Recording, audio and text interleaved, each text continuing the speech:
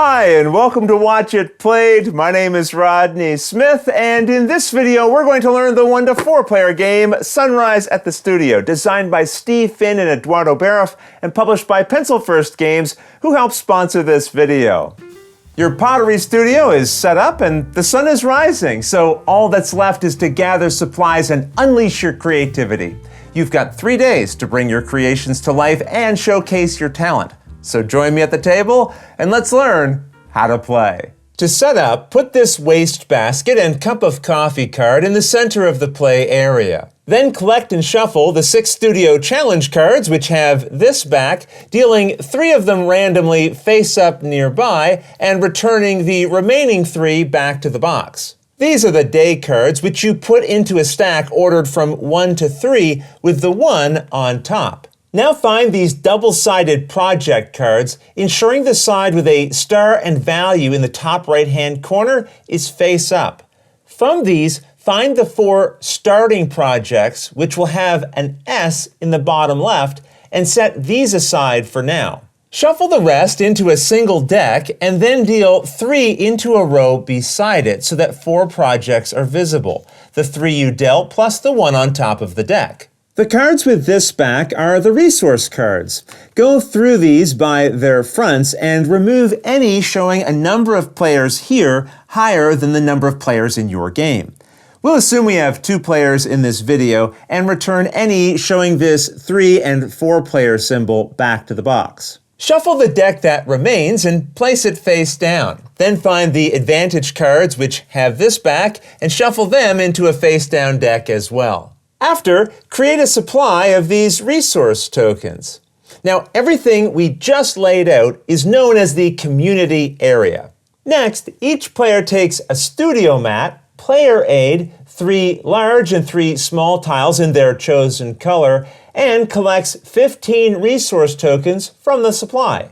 Find the 4 starting projects we had set aside earlier, which have an S in their bottom corner, and randomly give 1 to each player to set to the left of their studio mat, returning any leftovers back to the box. Now collect the resource cards from the community area and deal all of them out evenly to each of the players. When you're done, each person will have 12 of these cards, which they'll store face down below their studio mat. And that's the setup. In Sunrise at the Studio, you and the other players will be attempting to gather the resources required to complete various pottery projects that will score you points.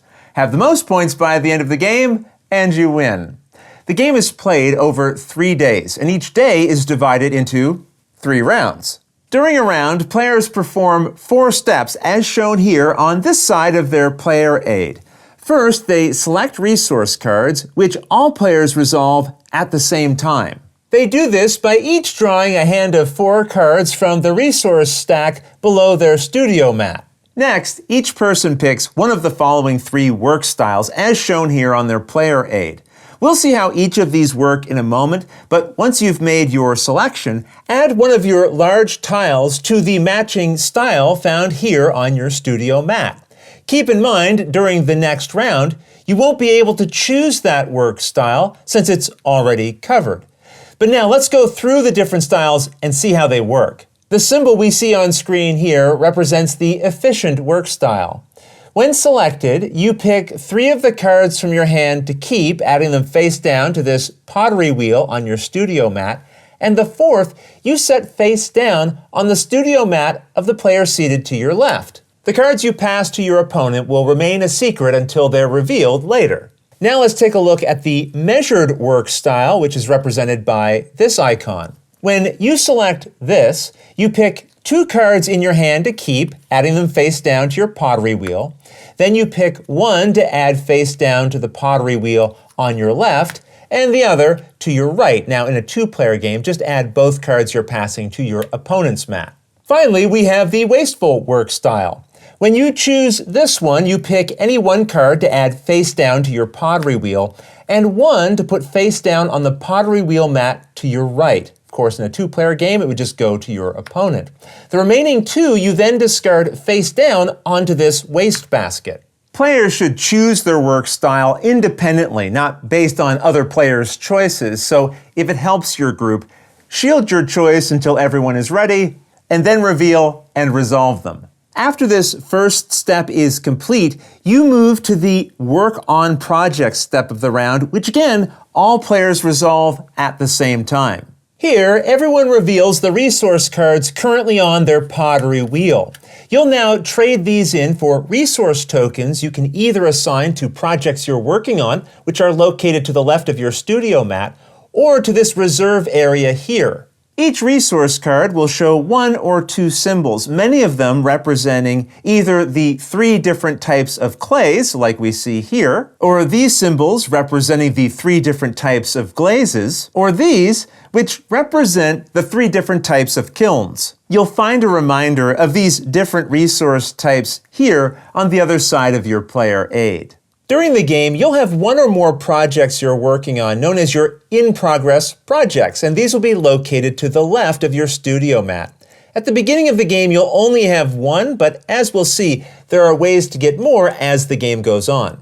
The resources required to complete a project are represented by the symbols shown here at its bottom. These are the same types of symbols you'll find on the resource cards you've collected. During this step, if you have a resource card matching a required symbol on one of your projects, you can flip it face down onto the waste basket to move a resource token to the matching symbol on your project. This means that requirement is now fulfilled. I also have the required glaze resource card, so I'll spend this to move a resource cube to that icon. If a card has 2 symbols, it provides you with 2 of those resources, but I only need one of them right now. However, anytime you gain a resource, instead of adding it to a project, you can put it in your reserve located here on your studio mat. Or you can do both. I could spend this to move one resource to the required resource on this project and the other to my reserve. Or if I'd really wanted to, I could have moved both to the reserve. Again, the choice is up to me. And this is because you can always assign resource cubes to your reserve. And you'll especially want to do this with resource cards you can't use for your current projects, because any resource cards you don't use by the end of the round are lost. So, to summarize, a resource card on your studio mat can be spent to move resource tokens to the matching symbols on a project you're working on, or to put tokens in the reserve, or both. Then the card is placed face down into the wastebasket. Some resource cards may show 2 symbols with a dividing line. If so, when used, you assign a resource token to one of those symbols on a project, or to your reserve. If you see this symbol, it represents a wild resource, which means you can use it to place a resource token onto any resource icon of your choosing, or, as always, onto your reserve. Speaking of the reserve, at any time during this step, I may convert 2 tokens there into any one resource of my choice. So I could convert these 2 tokens into this clay I need. I would just add one of the tokens to the icon and put the other one back in my personal supply. Although it's unlikely to happen during the game, if your personal supply of resource tokens runs out, just take some from the general supply, or another player's supply who has extra. The tokens you start with aren't really yours, they're for anyone who needs them. But having a few set in front of you is convenient, and that's why players were given some at the beginning of the game. When assigning resources to projects, if you cover all of its required icons, the project is considered complete. Nothing happens yet, but you should announce that you've completed the project so the rest of the table knows. All right, once everyone has used every card from their studio mat to place resource tokens onto their projects or their reserve, and has ensured that all of those cards were then set into the wastebasket, it's time for the complete project step of the round. Now, only players who completed a project in the previous step will participate in this step.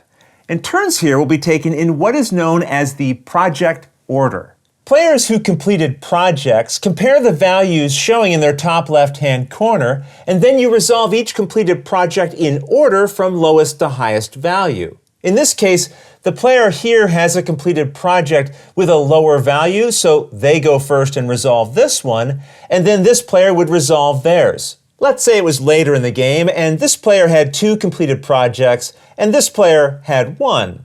We'd start by resolving this project since it has the lowest value. Then this player would resolve their project next since it has the next highest value. And then we'd bounce back over to this player to resolve the highest valued project here. In this way, you might ping pong back and forth between players, all depending on the values of their projects. When resolving a completed project, you return its resource tokens to your personal supply and flip it over to its completed side, moving it to the right side of your studio mat. In this way, projects you're working on are stored on the left and completed projects are stored on the right.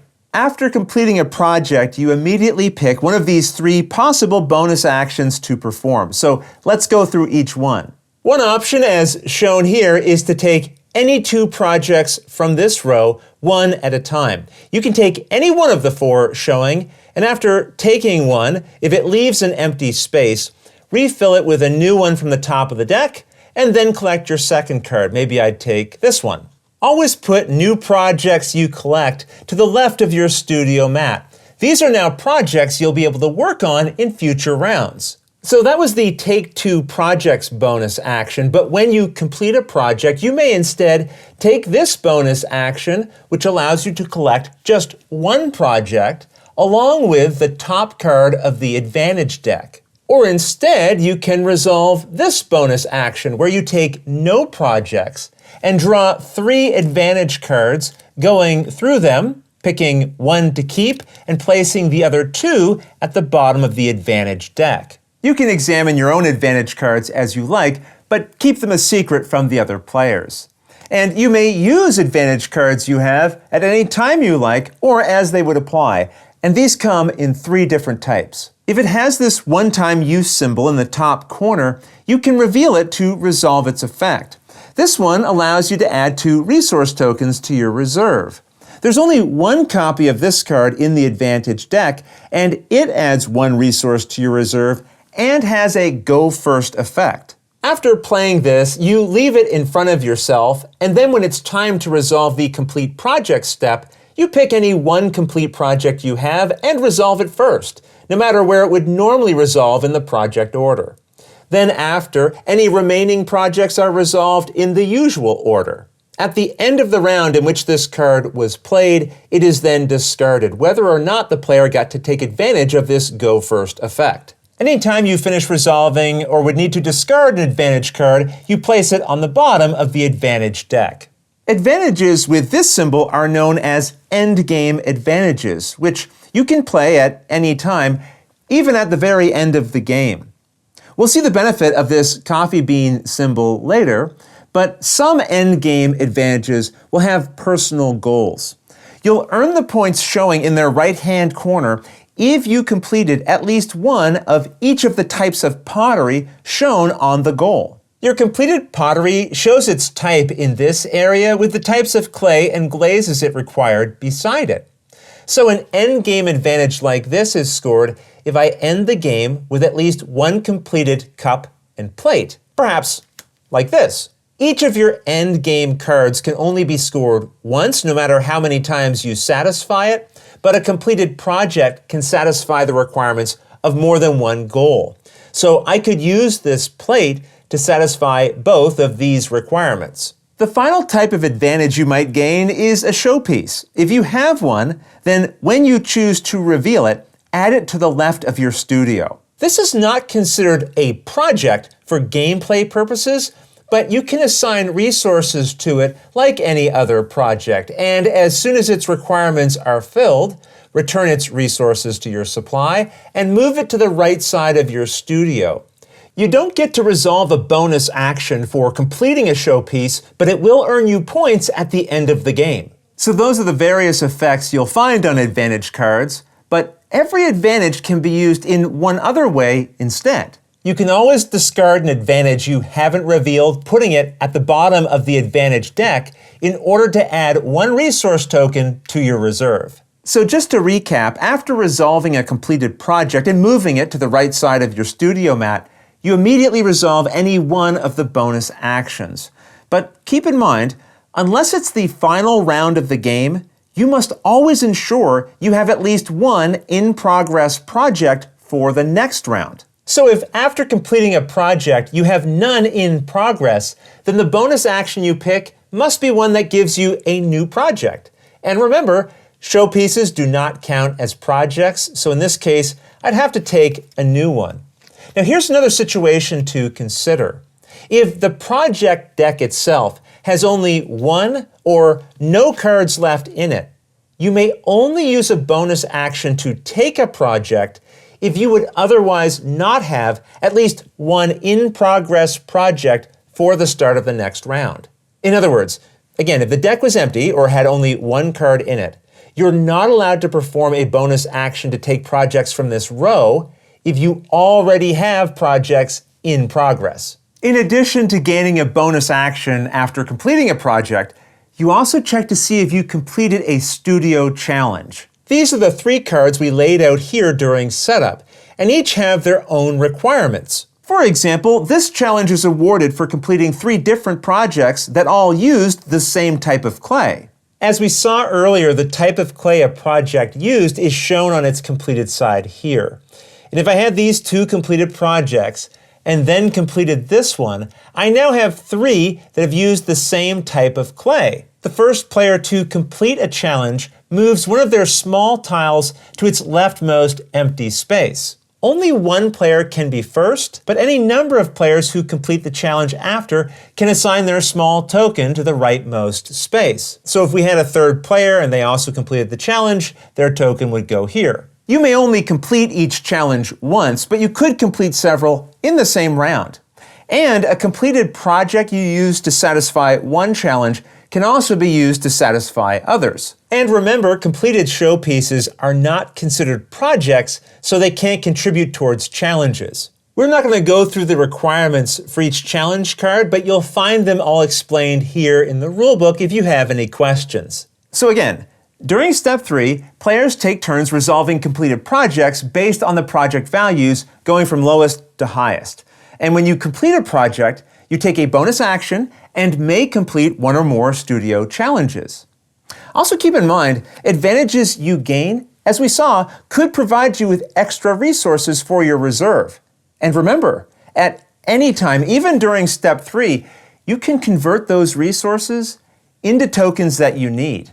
And if that causes you to complete a project during step 3, you move it to the right of your studio and resolve it during this round, following the project order. Here, I'll give you an example to show you what I mean. If I had just resolved this value 8 project and then collected this advantage to gain 2 resources, which I then converted to complete this value 15 project, I wouldn't immediately resolve this if I or another player had a complete project to resolve with a lower value. I'd have to wait until it came to this project in the current order. Now that said, if I completed a project during step 3 with a lower value than any of the other players who are waiting to resolve their completed projects, even if it's lower than projects that have already been resolved so far this round, then it would get resolved next. Okay, once every player's completed projects have been resolved, we move to step 4, the end of the round. If players still have cards face down below their studio mat, you start a new round just as before, with each person drawing 4 cards and then picking a work style and so on. However, if at the end of a round the players' decks are empty, it's time to start a new day. All the resource cards should now be in the waste basket, so collect and shuffle them, dealing 12 to each player just as we did at the beginning of the game. Each player also removes the 3 large tiles from their mat. Then you reveal the next day card and begin the next round. You will continue completing 3 rounds per day until you get to the end of the 3rd round on the 3rd day. At that point, the game ends. However, if you ever run out of available projects in the community display, the game also ends at the end of whatever round you are currently in. No matter how the game ends, players still holding any endgame scoring advantages should reveal them.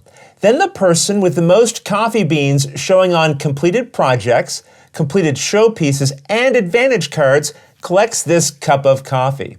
If there's a tie for most coffee beans, no one collects it. Then it's time for final scoring, where you'll add together all your points, which are the values showing within star icons. Gain the points showing here on all of your completed projects, and then lose 1 point for every incomplete, in-progress project you have. However, gain 1 point for each resource token you might have on them. You don't lose points for any in-progress showpieces you may have, but you do gain 1 point for each resource they currently have assigned to them, and earn the points from any endgame advantage goals you completed and for your completed showpieces. And if you have the cup of coffee, it earns you 3 more points. Then check your reserve, and for every 2 resources you have there, earn 1 point. In a case like this, it means I'd earn 1 more point. Finally, add to this the points showing above any of the small tiles you added to these Studio Challenge cards. You'll find a reminder of all these ways to score on your player aid, and the person with the most points wins. In the case of a tie, the tied players should flip their completed projects over to the other side so they can see the values here, and the player showing the lowest numbered value wins, not counting their starting project. The game also comes with components and rules for solo play, but those I'll leave for you to discover on your own. Otherwise, that's everything you need to know to play Sunrise at the Studio. If you have any questions about anything you saw here, feel free to put them in the comments below, and I'll gladly answer them as soon as I get a chance. You'll also find forums for discussion, pictures, other videos, and lots more over on the games page at Board Game Geek, and I'll put a link to that in the description below. And if you found this video helpful, please consider giving it a like, subscribing, and clicking that little bell icon so you get a notification anytime we post a new video. And if you'd like to support us directly, you can join our Patreon team, which I'll have linked below. But until next time, thanks for watching.